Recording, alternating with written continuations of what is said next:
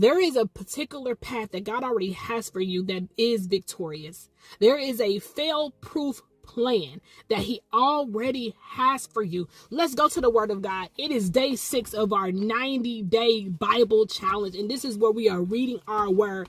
I am going to be in Acts chapter 27, and I want you to catch up with me because I think we're going to be in Acts 27 and 28 for the next couple of days. So I need you to start at verse first. That's your reading assignment tonight. Start at the first verse. I am going to start at the 21st verse, okay? It says, but after long abstinence, Paul stood forth in the midst of them. So they're on the ship. Paul has just been out of sight, basically out of sight, out of mind. He ain't speaking. He ain't been talking. He hasn't been doing any of that. And he said, sirs, should have hearkened unto me and not have loose from Crete. So basically, he's like, you should have listened to me. You should have kept me where I was, right? Because they drug Paul on this ship, on this boat, in order for him to go over to meet Caesar, right? And he was already a prisoner, but Paul had told him before, you might not want to take me with you, but they didn't listen. And to have gained this harm and loss, okay?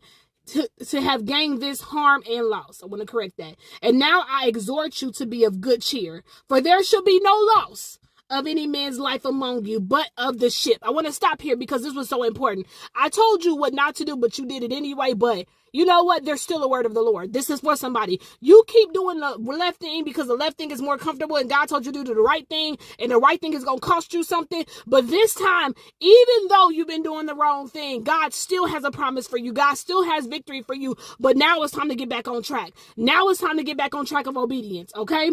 For there stood by me this night an angel of God, whose I am, whom I serve, saying, fear not, Paul, thou must be brought before Caesar, and lo, God hath given thee all them that sail with thee.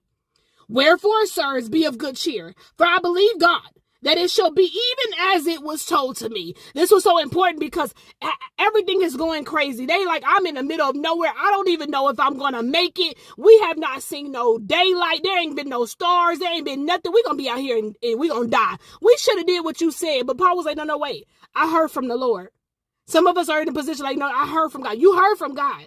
You heard from God that you was going to make it. You heard from God that this thing wasn't going to take you out. You heard from God he was going to increase your income. You heard from God that he was going to pay off your house.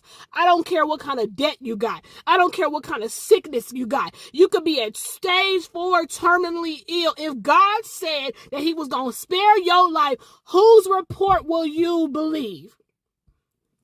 And then in verse 26, it says, howbeit, we must cast upon a certain island. Now, this is where things get